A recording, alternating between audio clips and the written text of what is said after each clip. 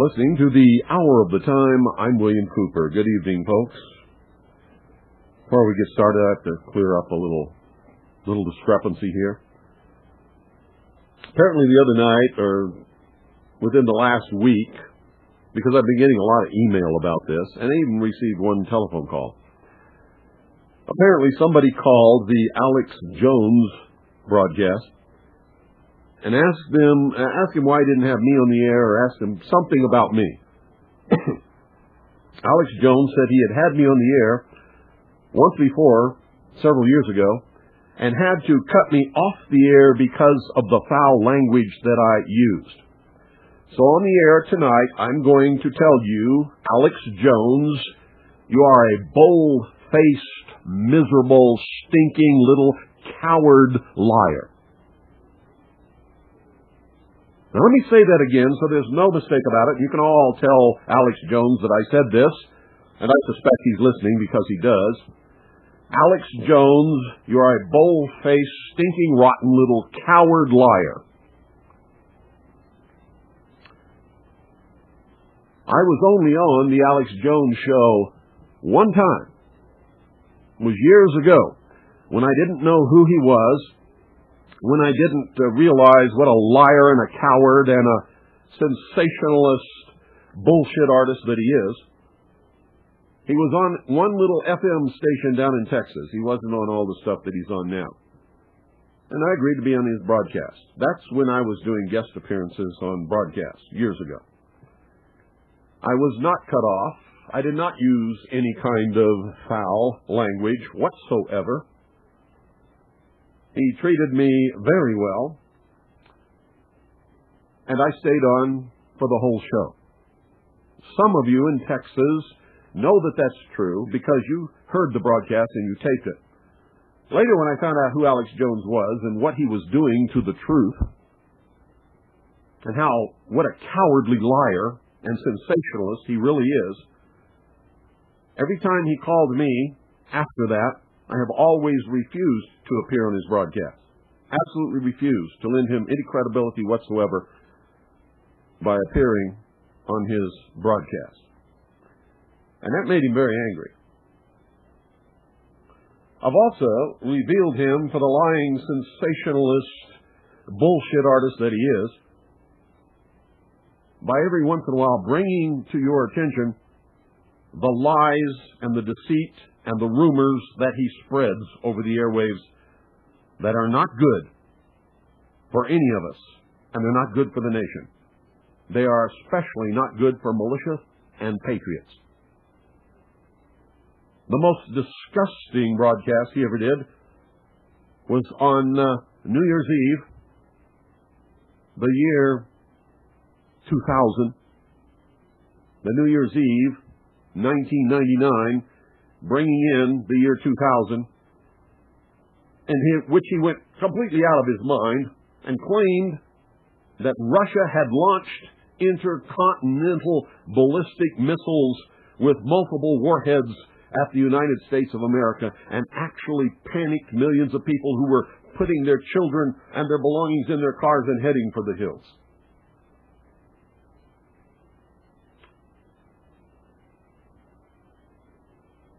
Now, there's lots of things that can be said about me.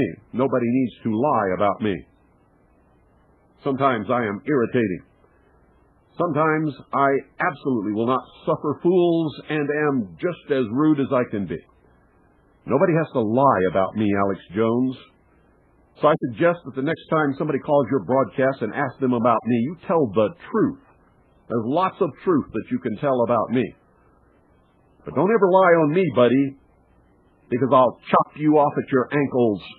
I will chew you up. I will spit you out for the lying, stinking, rotten little coward that you are. And that, ladies and gentlemen, is all I have to say about Mr. Sensationalist, lying, rumor-mongering, bullshit artist, Alex Jones.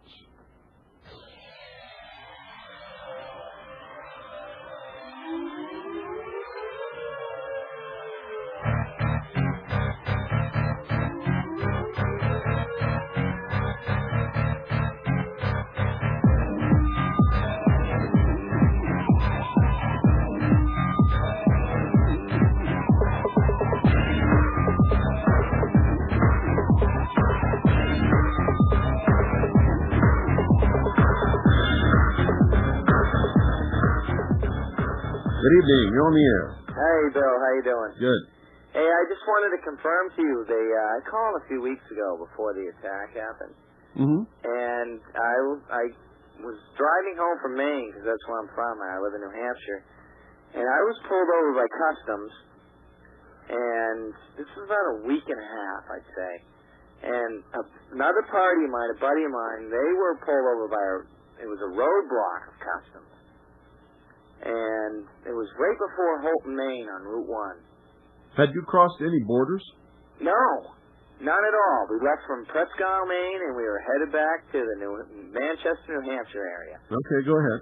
And from what I understand now is they got a slew of illegal Mexicans working up there in the fields. But it just made me a little suspicious because I've lived in Maine my whole life. And I've never had customs or anything like that unless I was going across the border. Well, they don't have a right to do it unless... Of course they don't. Unless they have a warrant. Are you across the border? I'll tell you what.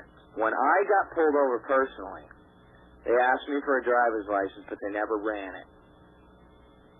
He looked at it, gave it back to me, and said, "You're okay." And from what I'm hearing now on the news, I'm just assuming it's because I wasn't from Islamic faith. Yeah, they knew what was going to happen quite a while before it did. It was bizarre. I lived up there my whole life. I've met customs agents. I've lived in Calais, Maine. Mm-hmm. I was 11 miles from the border in Presque Isle. I've never had a problem. And it just seemed weird to me that they were all through the state of Maine with roadblocks, and the state police were assisting them also. Uh-huh. But I don't know, Bill. I think you hit the nail right on the head, and a bunch of my friends also do. And we appreciate you being out there, and it's bravo to you, Bill. Thank you. You just keep it up. Appreciate it. Thank you very much. And I've got to get online, and I got to get some of your stuff offline. But we really like those shows you used to do on this broadcast. What do you mean shows I used to do? It's very informative. You know, you talked about Freemasonry. You talked about... those are available online. I can only do so much. I know. You only got so much time, and I wish I had enough money, and when I do, I'm going to give it to you so you have as much airtime as you want. Well, how's that, pal? Thank you. All right. Hey, take care. Thanks for calling. Hey, listen, here's another story. I kind of came in like halfway through The Sopranos. Yeah. That's a great series, by the way. I think it's cool, but I'm just comparing it with your life, I mean. Yeah. I don't really understand or know what happened with your wife and your child. I sent them out of the country. The government issued a warrant for the arrest of my wife. They were going to throw her in prison. She never has done anything illegal or unlawful. She's not a criminal, period. This is how the Gestapo in this country works. What they were going to do is arrest my wife, and then they were going to use her to make me an informant for them. They would say, if you agree to be an informant for us and rat on the militia and all of the patriot movement and be a spy for us, then we'll drop all the charges against your wife. That's the way they work. And so to prevent them from using my wife against me, I sent my wife and my children out of this country. They are safe. See, that's what worries me about the state of emergency we're in. And constitutionality. It should. In a state of emergency, there really is no constitutionality. Right. They throw it in the can, just like Clinton did, and we weren't even in a state of emergency. Well, we've been in states of emergency off and on. Oh, yeah. He used that forever. To benefit for a lot of things. But what worries me is in the constitutionality, where are our rights right now? They're wherever you're willing to draw a line and say, you cannot come across this line or I'll kill you. That's where your rights are. Thanks for calling. Thank you, Bill. And if you don't understand that, folks, then it's beyond my capability to explain it to you. They will get away with whatever you let them get away with. And until you draw the line and you're willing to die for what you believe in, they will keep taking and taking and taking and taking until there is no more to take. It's all gone, and you're a slave. Good evening. You're on the air. Yeah, hi, Mr. Cooper. Hi. Listen, that Alex Jones' interview was directly after you published the Veritas June 26, 1998 issue about the Cooper family being targeted by the feds. Yeah. Yeah, I heard it. Yeah, and back in 1990. Did he kick me off the air? No, he's a liar, and you've pointed it out, and I heard that interview, and you were nothing but cordial. Yeah, well, that's the truth. That's the truth. Thank you. Thank you, Virginia. Bye-bye. Alex Jones is a miserable, rotten, little, stinking, cowardly, bold-faced liar. Boy, you know, all of these people ought to know better than to mess with me, because I don't take any crap from anybody. And if I'm not afraid of the whole machinations of the entire government Gestapo, what in the hell makes Alex Jones think that I would ever be afraid of his cowardly little rotten butt? Good evening. You're on the air.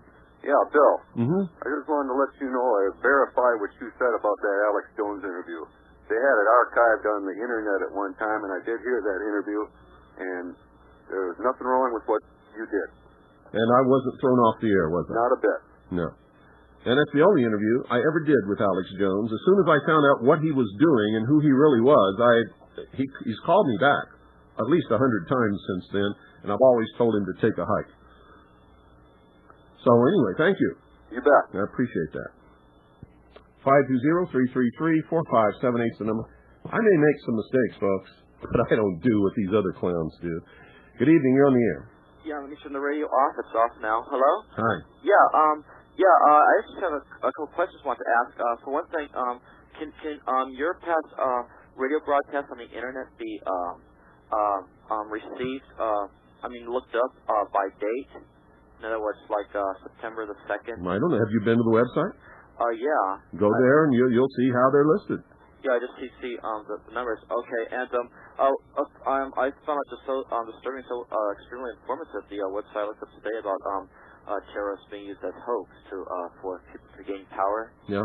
And whatnot. And it's been used throughout the history of humanity. Right, and also I remember, as you recalled, that you have a big wall map of a 1943 wall map of the world before the war ended. Yeah, before the war ended, showed the exact the divisions of the world as they actually became, and it showed a new country that nobody had ever even dreamed of before, right where it is now, called Israel. Yeah, and the thing that comes to the question that comes to mind to me, I'm very glad it did not happen, because I'm sure a lot of innocent people would have suffered and been killed. But what comes to mind to me, if the war, isn't it strange that what I understand, World War II, which began in the 30s or mid-30s in England, and which I find so strange. It did not begin in England in the 30s. Not begin, but it started in England. It didn't start in England. Or there was like bombings in England. It didn't. Not until the war started in England. The war actually began long before England was even a part of it. I see what you're saying. But anyway, my question is, if with this all being planned and all, it seems like very odd that Windsor Castle was not like severely bombed during World War II. Severely bombed? Wasn't bombed at all. Doesn't that seem very, very ironic, since there was many warplanes, I understand, that were bombing England during the 40s? Yeah, I find it pretty incredible, but who am I? Yeah, very, very incredible indeed that Windsor Castle was never bombed. I just find that very, very incredible, which really shows that there's a lot more going on than what... Not only Windsor Castle, but the actual city of London. Now, you have to understand, and that's the part that's called the Crown, okay? Yeah. It is the financial center of the world, or it was at that time. And it was totally run and controlled by Freemasons. And, yeah, you're right. There's some big discrepancies about the bombing of London. Yeah, and I also, I remember you were mentioning also that London has a lot more jurisdiction of what goes on with the American government than what goes on, what the America do. Well, that's true. Yeah, and also, my last comment I want to ask, I don't really get the gist of it. We were mentioning a long time ago when I believe it was John F. Kennedy Jr. was killed in the plane. You were mentioning it was shot down. No, I didn't say it was shot down. I said I was shown photographs of the wreckage by a military officer who brought these photographs to my home, knowing that I have a radio broadcast and that I would talk about what I saw in these photographs. I was allowed to look at them for a certain specific period of time. Yeah. And what these photographs shows is that a bomb was detonated in the tail section of Kennedy's aircraft. Right. Okay. Forgive me. Yeah, I stand correct. I remember you mentioning that if it would have crashed into a mountain, which they would have said the wreckage would have been in that general area, but since it was bombed. What are you talking about? I remember you were mentioning about how the pieces of the plane. Well, pieces of what plane? You're skipping around like a of John F. Kennedy's plane. They were scattered around. They were right there. Oh, okay. Okay. They were over this section of ocean. Okay. You said it was a war against Illuminati and someone else? I don't know what broadcast you were listening to, mister, but it wasn't mine. Okay. No, I remember you mentioning about how it's a war against why John F. Kennedy's plane was bombed. No, I never said anything about a war. Okay. About an ancient war. I never said anything about an ancient war in regards to Kennedy's plane being bombed. Do you know why it was bombed? Or? No, I have no idea. Do you? No. That's very terrible. Well, anyway, thank you very much for taking my call. I appreciate it. You're welcome. Thanks for calling. Great night. Thank you. You know, folks, when you call and your conversation doesn't seem to have any coherence, I really sometimes don't know what you're talking about. Good evening. You're on the air. Good evening, Bill. This is Brian up in Cincinnati. Hi. I wanted to report something that I heard on the local news broadcast here the Friday after the Trade Center bombing or attack. They were giving an overview of all the memorial services in the country, and I was really only paying half attention to it until they come to the point where they were showing people following in the Pledge of Allegiance to the flag. And what 4 words can you guess would they have taken out of the Pledge of Allegiance? I have no idea. And to the Republic. I swear I heard it with my own ears. I couldn't believe it. Who took it out? I don't know if it was edited out by the people who put on the news broadcast that night, or it was actually during the day, during that particular ceremony. But they had a bunch of people reciting the pledge to the flag, and they were standing in front of the giant American flag. And on this news broadcast, on the 11 o'clock news, now this is my own local news. This wasn't the national broadcast. It was the local news. Someone, or by purpose or by accident, left out "and to the Republic." Well, it wouldn't be by accident. They either know the pledge or they don't. Right, that's what I mean. And I find it very difficult to believe that they would know all of the words except for those 4. So it had to be an intentional omission. Right, that's what hit me at, because I was stunned when I first heard it, because I had to read it over my mind myself. Haven't you heard? This is a democracy. Yeah. Haven't you heard Larry King talking about our democracy? Yeah. Well, Larry King must be ignorant, huh? Well, the Cincinnati talking heads are even worse. There was a guy that called in the other day, and he was saying, we all got to have this national ID card with our digitized thumbprint on it and a photograph of us. That's the only way they can make sure they can identify us. Well, they don't. And I'll be glad to get one. They even got a new technology now where they can implant a computer chip right inside your hand. I couldn't believe it. These people were, that sounds like a great idea. Well, I think they ought to take people like him and perform transplants and trade his brain for a quart of buttermilk. Yeah. And let him loose in the field and. Well, that would be worth the buttermilk. Let them graze and moo and chew their cud. Well, they've already been given over to their own depraved minds now, haven't they? They don't have any minds. They don't have any minds. Yeah, these are stupid people. Yeah. And, either most of the people I've been talking to over the last couple of years come up and say, hey, what's your take on this? Or they come up and cuss me out and tell me I'm wrong and, I'm a sheep and an idiot and all that thing. So I know what it's like being in the, receiving end of people's ill will. Another thing that happened up here recently in Cincinnati, you remember the police shooting that caused all the riots and stuff here in Cincinnati? Yeah. Well, just think it was yesterday or today. They just handed down the verdict, which was one judge, making a decision in the case, no jury, but they found the officer not guilty of negligence or homicide in the death of the individual. And because he chased this guy down a dark alley, and the guy had baggy pants on. He kept trying to pull his pants back up so he wouldn't trip and fall. Well, he was cornered in an alley, and the guy was pulling his pants back up. And this guy said, well, I just, I drew my gun and it went off. Well, yeah, he drew his gun because his finger's on the trigger. Well, what's the first rule of... You don't put your finger on the trigger unless you're going to shoot somebody. Yeah. And you don't point a gun at somebody unless you're going to shoot somebody. Yeah. And you don't shoot somebody unless your life is in danger. And if you don't see a gun in the guy's hand pointed at you, your life is not in danger. Yeah. I'm sorry, all you police officers out there that just can't wait to kill somebody. That's true. Did you read anything in the paper about what was going on during the trial? Oh, yeah. The defense was claiming that, well, he's got this eye problem that causes him to see things, when he's under stress. Yeah, well, Can you believe that? Then he shouldn't be a police officer, should he? Really? I think he's a liar. That's what I think. Well, yeah, it's obvious. But I think he's a liar. Picture and seeing him on the TV, his face. Did you ever go out and drink with the police officers?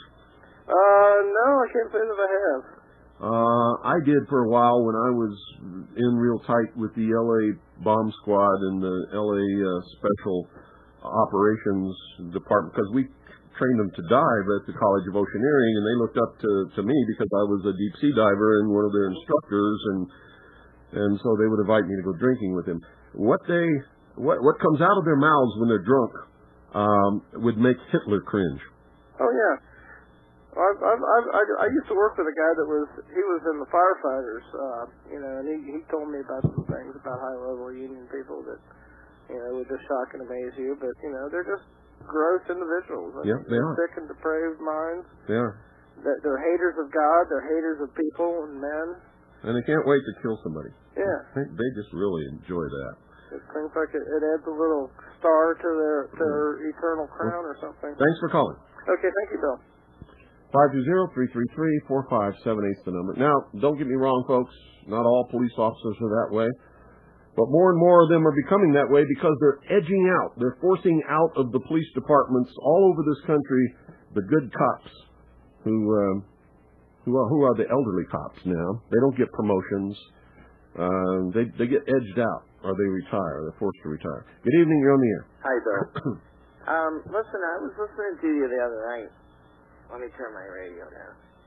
And you were mentioning how is it the white papers that Bush is publishing to all the countries in the world where he's going to list all the terrorists?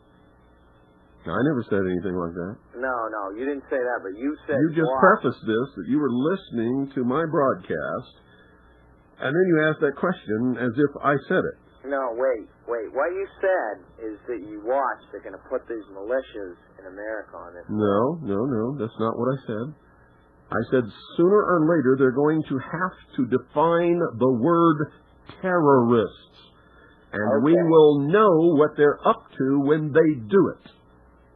And it wouldn't surprise me to see American patriots and militias somehow twisted into this definition. Okay. Excellent. I wish you guys, when you listen to me, would really listen to me. We try. We record. Well, most of the time you hear what you want to hear, or you hear something that I never said. And that bothers me. That's not true, Bill. Well, what you said had nothing to do with what I said. That's not true. It is true. You want me to play it back? I take this broadcast every night. I got a tape running right here. I can play back your words for you if you want me to. Okay, but I didn't mean what I said. I like your response. Usually you don't mean what you say, and that's the whole problem. Thanks for calling. 520-333-4578 is the number. It really bothers me when I say something on the air and you hear something completely different that I never said at all. That's disturbing. That's really disturbing. Good evening. You're on the air. Hi, Bill. This is Tim. Hi. Haven't they already defined who terrorists are? The Project Megiddo came out. Project Megiddo. What is Project Megiddo? That was the FBI thing that. How do you know? Well, I read it on the net. You read it on the net. Yeah. You know something? I could sit down tonight and write all kinds of fictions and post them on the net and say the FBI did it. Would you believe them? Probably not. You made no attempt to verify whether it was really written by the FBI, or if it was written by the FBI, if any portion of it had been changed by somebody else. Well, they claimed even on the TV that it was an FBI operation. You're not listening to me. How do you know that the copy you found on the net was a verbatim copy? I don't know. That's my point. You don't know. So stop believing the crap that you find on the net, including what's posted on our website, unless you verify it. You have to verify it. You can't trust anything anymore. That's how we got where we're at. Don't you understand? Yes, I do. Then stop it. Stop reading this crap that you find everywhere and just blindly believing it. But you don't know if it's true or not. Do you? Well, no, I don't. That's right. That's how we got to the point where we're at right now. Is everybody trusting and believing and, not questioning anything. And that's exactly the way they want you to be. Got to stop. I guess their plan is working perfectly then, huh? If you buy into it, yes. Well, I don't buy into a whole lot, I guarantee you that. Well, stop believing anything unless you can prove it. Check it out. There's the Freedom of Information Act. If Project Megiddo was really a legitimate project of the FBI, you could send through the Freedom of Information Act to the FBI and get a copy. Did you know that? Okay. And then when you've got an official copy in your hand, you can say the FBI wrote this and said this. Otherwise, you don't know. Because I'm telling you right now, most of the stuff on the Internet is either a total false, fake, fraud, lie, or it's truth mixed with lies, or it's been doctored in some way. Okay. Okay? Okay. You can't trust it. Believe me, you can't. Okay. Thanks for calling. God bless. You too. You can't believe this stuff, folks. It's finding it on the Internet doesn't give it any more legitimacy than getting it in your fax machine from the Patriot Fax Network. It's still bullshit. Good evening. You're on the air. Hello, Mr. Cooper. This is a call from the UK. I'm up early in the morning listening to your broadcast, but it's well worth it. Thank you. You're welcome. Could I just ask you, have you been able to review any of the video footage of the terrible tragedy?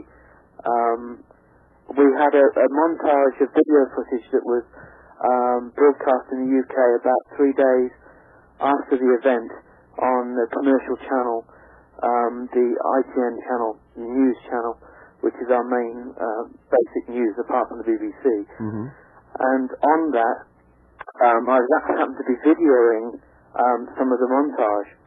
And something just caught my eye, and it was so quick and so fast, but it just caught my eye, and I reran the video and pressed the, advanced frame-by-frame button, and the two towers, this was a little piece where the plane was coming in from the left-hand side to the left-hand tower, as it was on the screen.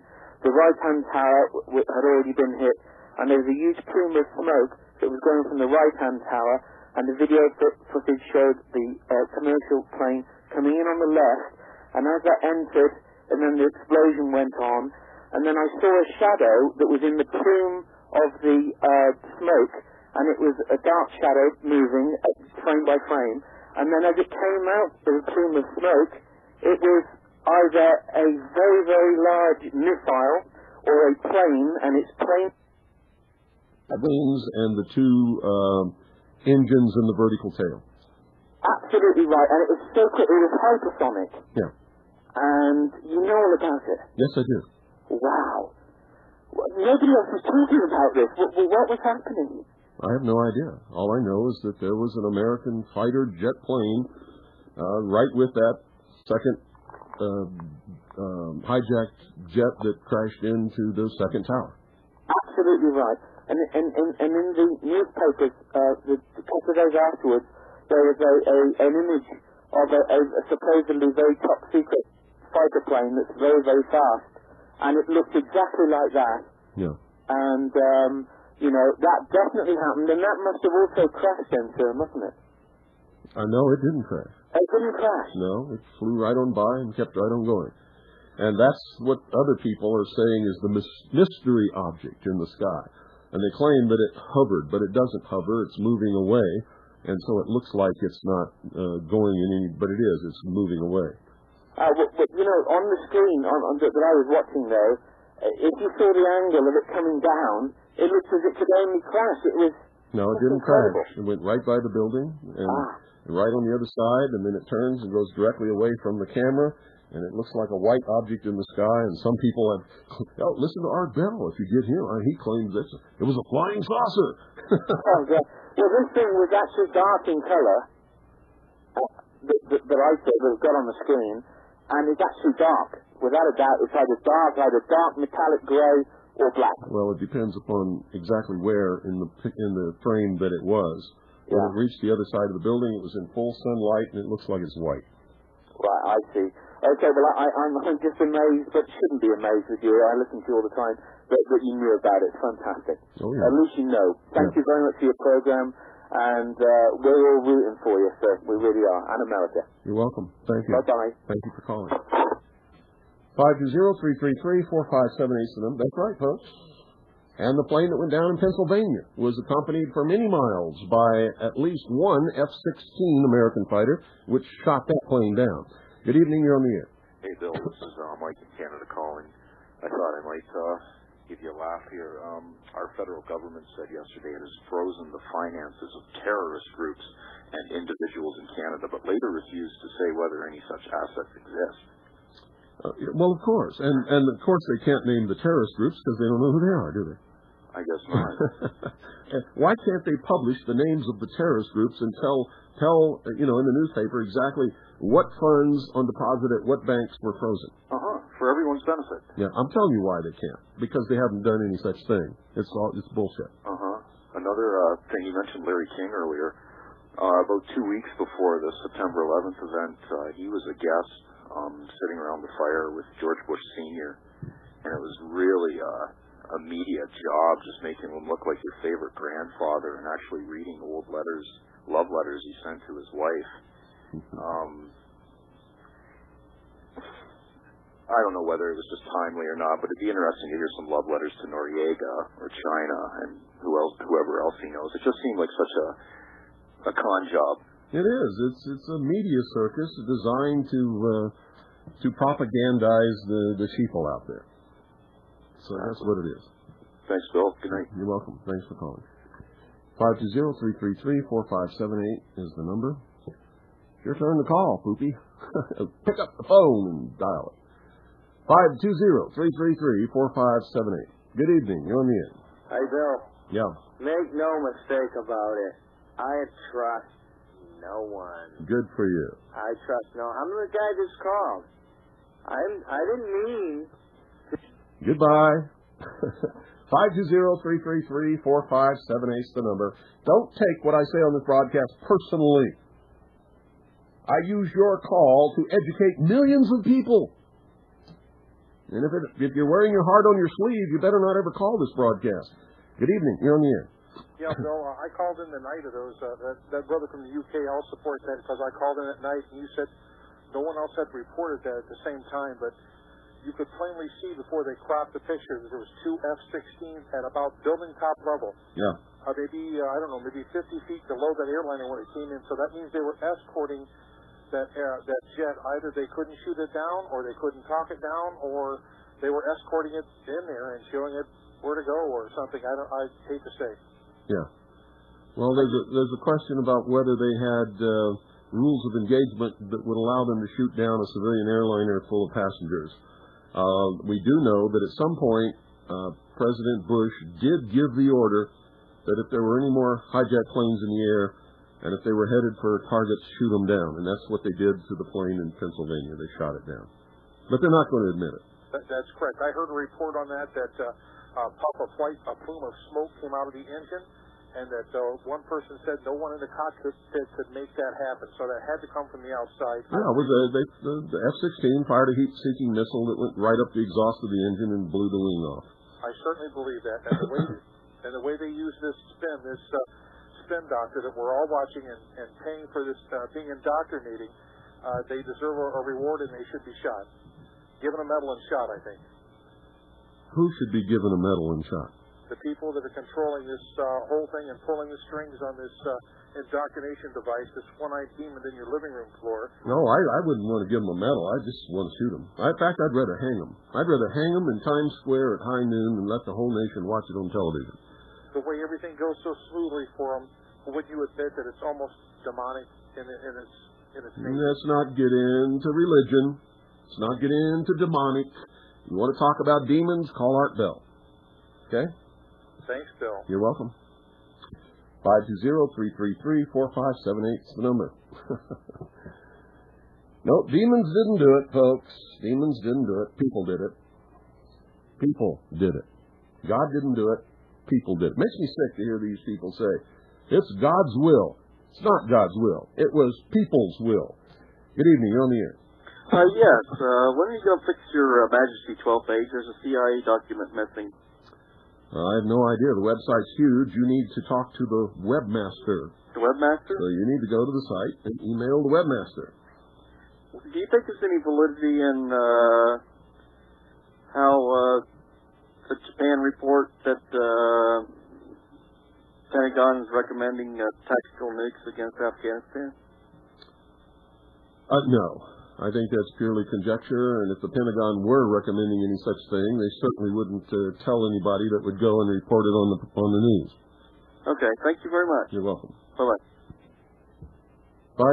520-333-4578 is the number.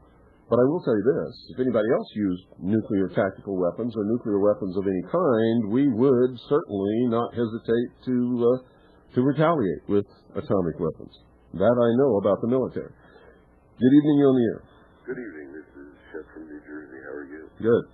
I'd like to thank you for a bit of phraseology I have not heard for 2 decades. And it made me smile, and I will certainly use it. And your phraseology was to suffer fools. And I would just like to thank you for saying that tonight. You're welcome. And it's true. I do not suffer fools, period. Have a good evening. You too. Thanks for calling. 520-333-4578 is the number. Yeah, the Americans have been coddled. I mean, we have just been spoiled rotten. We think we're so smart, and we're so educated, and we know it all, and we're the kings of the earth. The truth is, the majority of the American population are dumber than earthworms. Good evening. You're on the air. Bill. Yes, sir. Nelson, Syracuse, New York. Yeah. Did you get the package I sent you on the whiskey? Yes, I did. Thank you very much. Did you also see in that package a copy, a Xerox copy of the IRS rules for churches? Yes, I did. Very interesting. Our good boy Rush Limbaugh says there's no Bilderbergers. But in that list, the IRS recognizes the Bilderbergers. Well, let me qualify that. Unless you got the list directly from the IRS, you don't know if it's an IRS list or not, do you? Well, that is correct. Yeah, that's what I thought. Unfortunately, I was assuming. Well, you can't assume anymore. I'll try to check it out. There's more lies and bullshit and frauds and crap and deception out there than you could even possibly imagine. Over 95% of everything that you ever see is a lie. Right. Very good. Thank you, sir. You're welcome. Yep, I got what you sent me. But just because it says IRS at the top don't mean it came from the IRS. Good evening, you're on the air. Hello? Hello, Bill? Yes? The early days of strategy, you had said that the building was brought down from the bottom down. Are you still holding to that position? I believe one of them at least absolutely was, yes. Okay, because I was just looking back at the building number 7, the third one that came down, and that was clearly from the bottom down. You're absolutely correct on that one. Yeah. In fact, the video which was taken, and it sounds like they're saying, nice shot, police, in the background as they're taking it. Yeah. They're homing in on the bottom floors even before it starts to come down. Yeah. So. Yeah, it's well, what can I say? I mean, you've heard everything I had to say. And, yeah, I believe at least one of the Twin Towers for sure, was brought down from explosions on the bottom. Okay. Well, I wanted to know. Thanks for calling. Thank you. 520-333-4578 is the number. A lot of the people who were exiting the Trade Center towers reported that when they got to the ground floor in the lobby, there had definitely been explosions down there, and people heard explosions. So you can believe what you want to believe. The evidence that I have on videotape and the evidence that I have from the testimony of witnesses points to at least one of the Twin Towers was brought down by controlled detonations. Good evening, you're on the air. Well, Bill, I was thinking, as many people listening, the credibility that you can add to somebody watching internet display or any of this information is that they need a real good, solid background in science. Well, yeah, but you know what? The level of the background of science you need isn't any more than about 8th grade. If somebody's trying to be rational and they understand the years of experience and the scientific background of somebody like Ben Parton when he's trying to explain what happened with the explosives in Oklahoma City, then he can judge who's telling the truth and who's giving a bunch of bullshit. Yeah. But in your own capacity, you're an experienced diver. If you could understand and explain to somebody why they could get to Bend simply because they did some shallow diving, but they went up to 10,000 feet in an airplane a little later in the day. Yeah, you don't fly after you dive. Yes, exactly. That's a rule. Divers don't get out of the water and go to the airport. And unless they want to die. When you're dealing with a lot of the material science, very basic things like the triple point for water, the understanding of the freezing and thawing and contraction and expansion, and basic things like this, the binary alloy phase diagrams, for instance, that are dealing with metallurgy, and what an iron-carbon diagram is all about, and the way material fractures. The people need to do their basic research like that before they even go to read documents and understand somebody who's trying to falsify a report. Yeah. And but they don't have to go into that realm of complicity or complication, I should say. Well, back in the average person's never gonna know some of the things that you just talked about.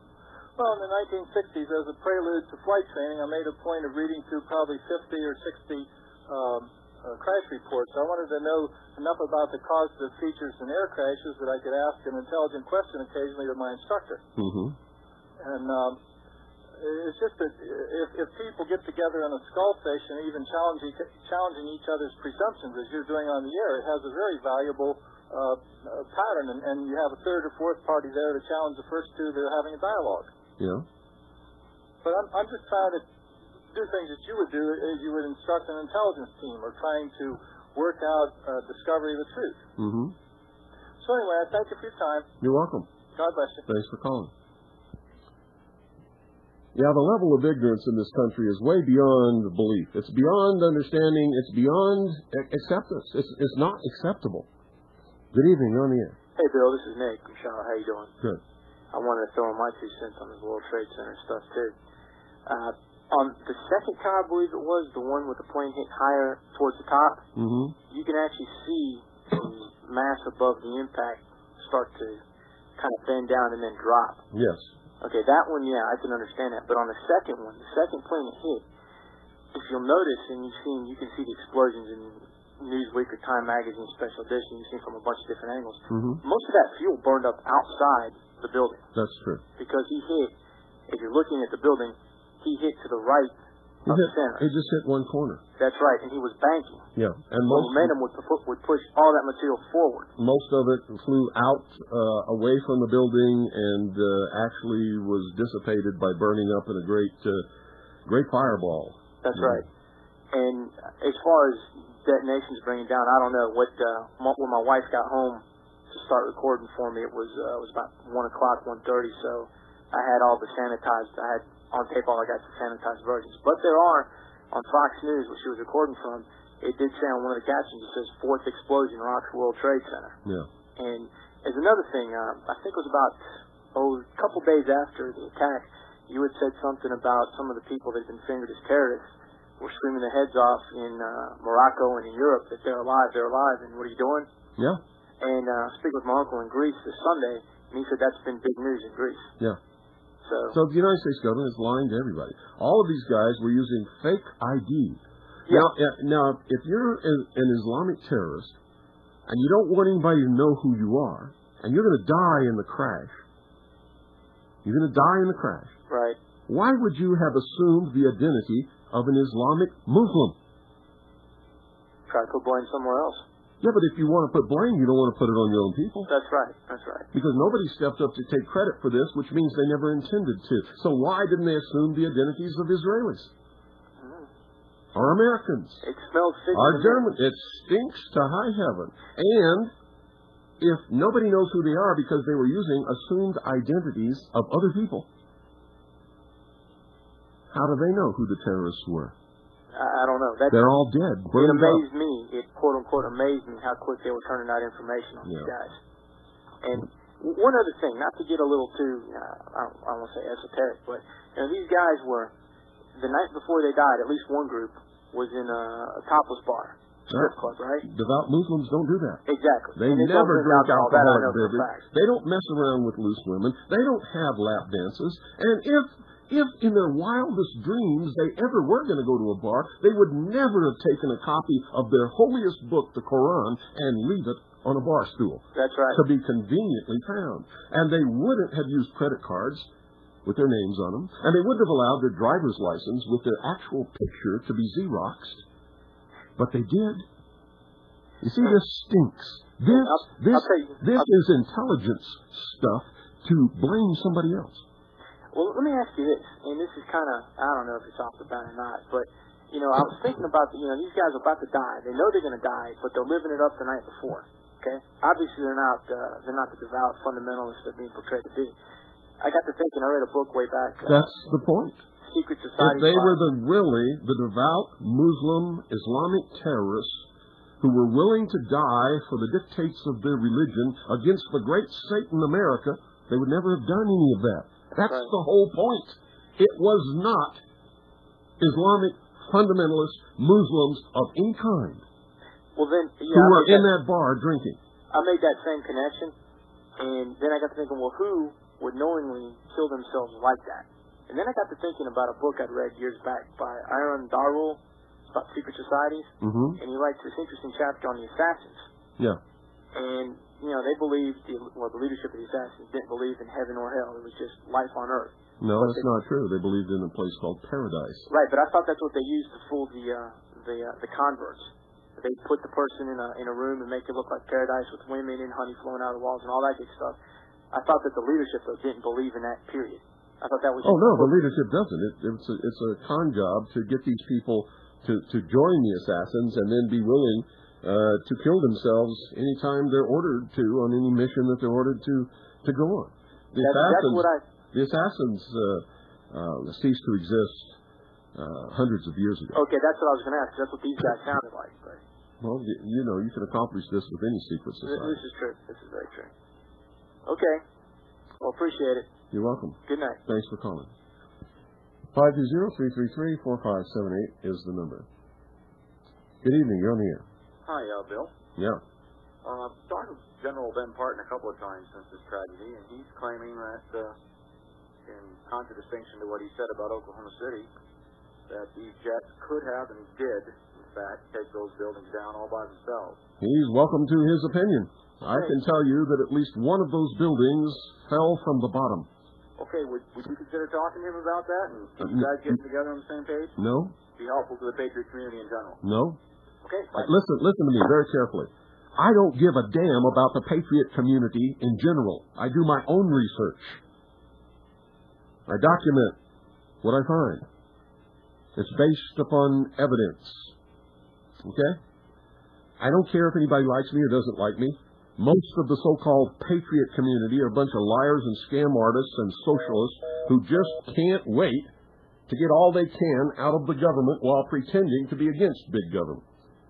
So don't call me up and say it'd be good for the Patriot community in general. You don't even know what the hell you're talking. You don't even know what the Patriot community in general it is. And I would bet you'd probably include Alex Jones in there. Good evening, you're on the air.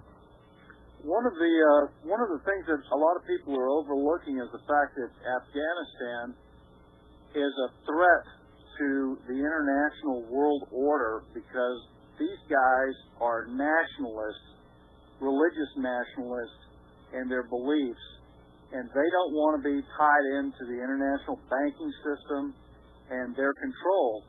And people like Milosevic and the Taliban are a direct threat to internationalism because their very presence can disrupt the concept of internationalism regionally and then across the whole globe. Absolutely correct. You say that about any fundamentalist religion or any people who are trying to hang on to their culture and their beliefs and their country. And the Afghans have every right under whatever you want to think about it, they have the absolute right to their own determination. Absolutely. That's If correct. the Afghan people don't like the Taliban, they're all armed. The whole country of Afghanistan is armed to the teeth. They can go and shoot those guys out of office. That's right. But you know what? They accept the Taliban, and regardless of what the national press and the international press in this country and the world says, the majority of people over there are behind their government.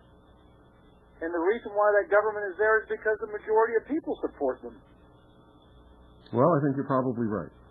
And you know, they have done everything to disrupt any the whole world is what we've been disrupting. Yeah. That's why I said earlier. They're disrupting the whole world and anybody's ability to create their own self-determination, to have their own sovereign nation. They cannot allow that. That's because, as I've told you before and proved with documentation, official government documentation, during my series on treason in the New World Order, documented, read these documents over the air. It has been the policy of the United States government since World War II, since during World War II, as a matter of fact, to be the instrument through which world government is created, brought about, and made a reality. Yes. The whole thing is a creation of the United States. Right. The whole the European Union was an idea born in Washington, D.C. Yes. And I believe today the reason why we went to war against Germany in World War II was because the Germans' concept was nationalism. It was not internationalism, international communism. I beg to differ with you. Hitler's goal was to eventually take over and rule the world. Well, if that's not globalism, I don't know what the hell is. That could be. Yeah, well, that was my impression was that his people were pursuing a nationalist concept. Well, and they could not allow that to infect the rest of the world. Because there were people all over the world of other ethnic groups, other racial groups, who had considered the model of national socialism insofar as maintaining their own national sovereignty and destiny outside of the control of the international cartel. So what's your point? My point is, well, it goes back to the very first... You've got to hurry up because we're out of time. Yeah, I know. They cannot allow any nation or group of people to have their own nation. No, that's correct. It's all about world government, and everybody has to be controlled. They want to enslave the entire human race. I've said it a million times. That's exactly what I think bin Laden is part of that greater plot, and he is there as an instrument to bring this wrath of internationalism on the Afghanis. You ever read the report from Iron Mountain? No, sir. Read it. Thanks for calling. That's it, folks. That's all she wrote. Good night. God bless each and every single one of you. Good night, Annie Poon Allison. I love you.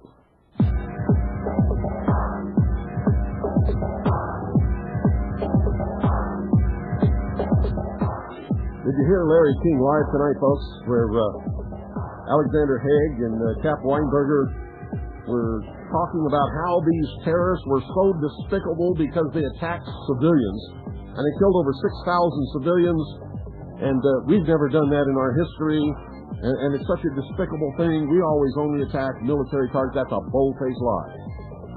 We bombed the city of Dresden in World War II with fire bombs and killed over 150,000 in one night.